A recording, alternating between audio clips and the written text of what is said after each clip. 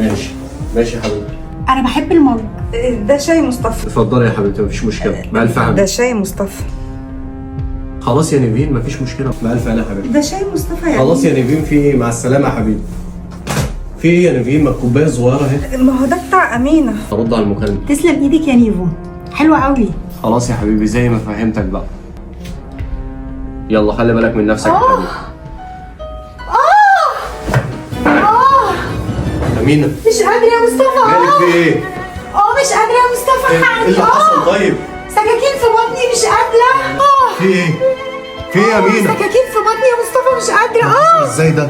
طيب انا هكلم انا هجيب دكتور بسرعه. يا بطني. الأخت الكبيرة لعبت لعبتها الخبيثة وعملت اللي ما يجيش في دماغ إبليس. يا ريت قبل ما نبدأ أحداث الحلقة التانية كلنا نصلي على النبي. ان شاء الله خير يا مصطفى.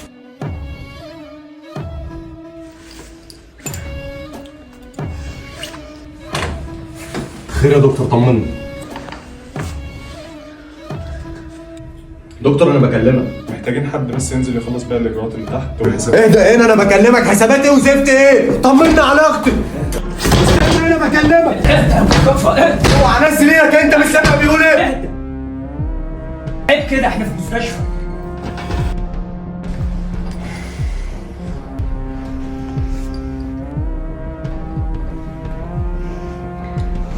انا مش عارفه ايه اللي جرى لها فجاه، كانت كويسه وزي الفل. هي مش كانت كويسه برضه يا اسراء؟ دي كانت كويسه خالص.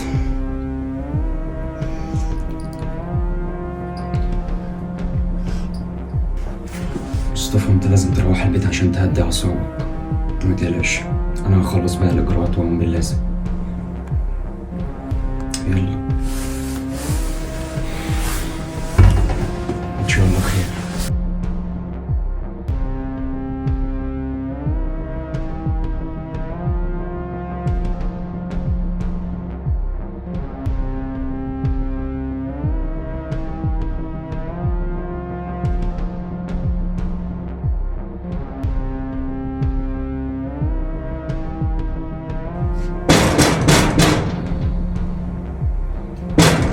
ايوه كده.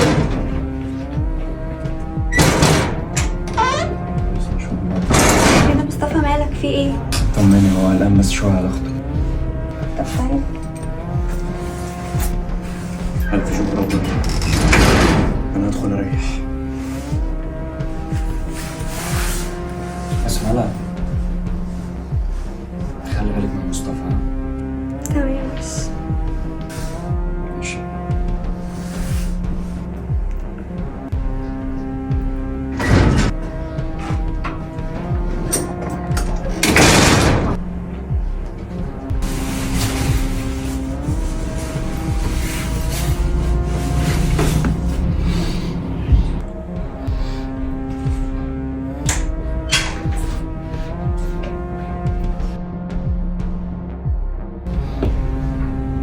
مصطفى انت كويس؟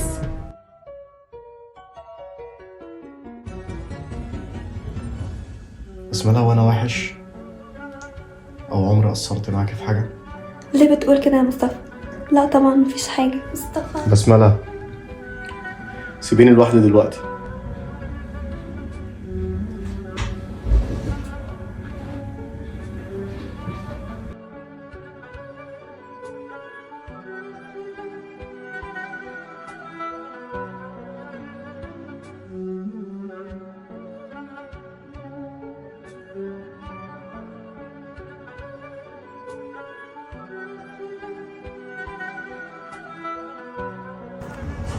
هو مصطفى ماله؟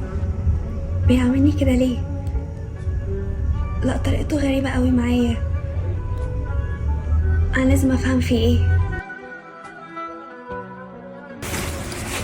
انت مالك؟ في ايه؟ ما تجمدي قلبك شويه.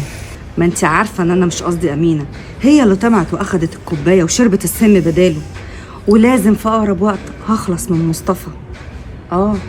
خلي بالك كده وامسكي نفسك علشان الموضوع ما يتقلبش علينا. بقول لك ايه، طلعين بره الحوار ده وانا ماليش دعوه بالحوار ده اصلا. تمام، انا هاخد حقي من اخويا كده راضيه الحمد لله. لا بقول لك ايه، اسمعي، احنا زي ما بدأنا الموضوع ده هننهيه مع بعض. ولا عايزاني اقلبها عليكي واقول لمصطفى ان انت اللي كنت عايزه تسميه؟ واكيد هيصدقني، لان انت اللي عملتي الشاي وانا اللي كنت واقفه جنبك بساعدك. انا ما اعرفش حاجه. ها قلتي ايه يا اسراء؟ انت ايه كل الكره ده؟ ده عمره ما كان وحش معانا. ما هو مش وحش معانا، بس يا هبله انا بقول بدل ما الورث يتقسم علينا كلنا يتقسم علينا احنا الاتنين بس، تبقى شقله حلوه كده بيني وبينك يا بنت اللي افهمي. انت شايفاه واديني وراكي، هنشوف اخرتها ايه معاكي. هتشوفي كل خير. اسمعيني وامشي ورايا.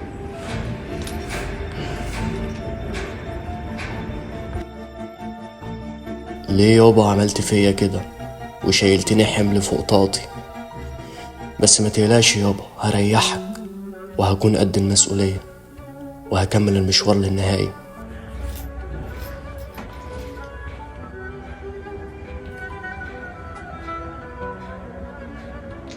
يا إسراء، استنكوا في البيت، هات أختك وتعالي.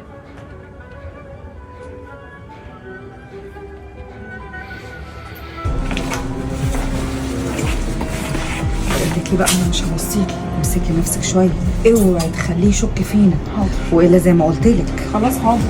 انا ما كنتش اعرف والله يا مصطفى، انت اللي قلت لي اروح عند ماما، بس اطمن هي هتبقى كويسه. روح افتحي شوفي مين اللي على الباب وهنكمل كلامنا بعدين.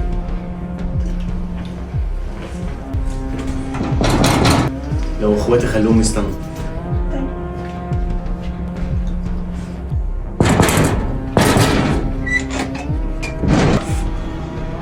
مساء الخير. عامله ايه يا حبيبتي؟ الحمد لله. هي امينه عامله ايه؟ دي كانت كويسه خالص. انا مش عارفه ايه اللي جرى لها فجاه. هي اكيد اتسممت من ساعه ما اكلت الكبده مع اسراء. مش اكلت معاكي كبده قبل ما تيجوا هنا لمصطفى؟ كبده؟ ايوه، انت مش كلمتيني وقلتي لي ان انتوا في الشارع بتاكلوا كبده؟ يمكن.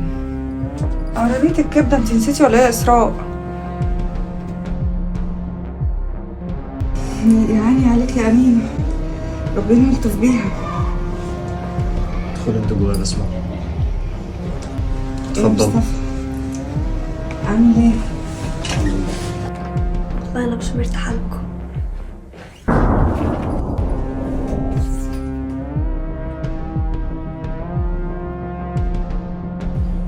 بتبصوا لبعض كده ليه؟ زي ما تكونوا عاملين عمل. ابدا والله يا مصطفى، احنا بس قلقانين على امينه. أمينة، عايز أعرف بقى بالظبط إيه هو اللي حصل لأمينة؟ ما هي كانت كويسة. والله يا اخويا ما احنا عارفين حاجه، احنا زينا زيك بالظبط. دي هي فعلا كانت كويسه. يعني عليك يا امينه.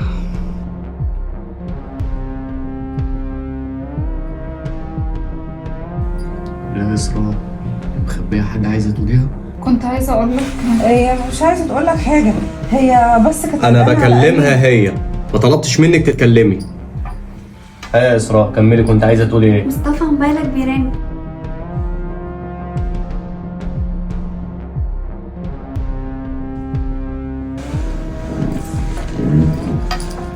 كنت عايزه تقولي له ايه؟ انت مفيش فايده فيكي؟ انا خايفه. ما تخافيش، انا مرتبه كل حاجه. لم انت بس نفسك عشان ما تفضحناش. مين اللي بيرن بسمع؟ مش عارفه، ما شفتش مين. إبراهيم؟ طب خلاص وقت تاني. مصطفى ثواني واحده. على فكره انا مش مرتاحه لاخواتك دول، وخصوصا نيفين. حاسه في حاجه غريبه بتحصل، وحاسه كمان ان هم السبب في اللي امينه فيه. أنت اتجننتي ولا إيه يا بسملة؟ دول إخواتي، عمرهم ما يعملوا كده. إيه اللي أنت بتقوليه ده؟ على فكره انا ما كانش قصدي، انا بس حسيت كده من نظرات نيفين.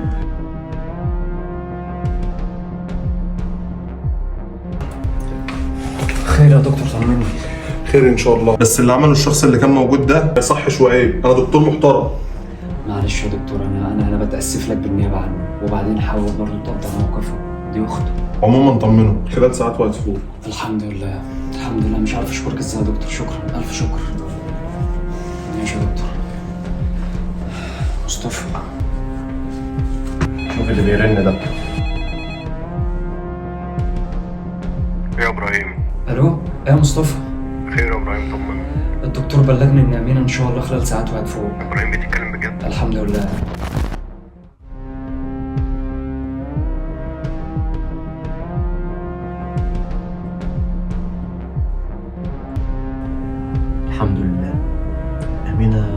مرحلة الخطر وخلال ساعات وهتفوق. وطبعا هعرف منها بقى كل حاجة طالما انتوا مش حابين تتكلموا. تفتكروا ايه اللي ممكن يحصل بعد كده؟ لو الحلقة وصلت 20,000 لايك هنزل الحلقة التالتة في أسرع وقت. يا ريت يا جماعة تعملوا شير للحلقة توصلوها لأكبر عدد ممكن من الناس، شجعونا نكمل. اللي ينفذ يصلي على النبي ويكتب تم في الكومنتات. وبشكر كل اخواتي على الدعم المستمر.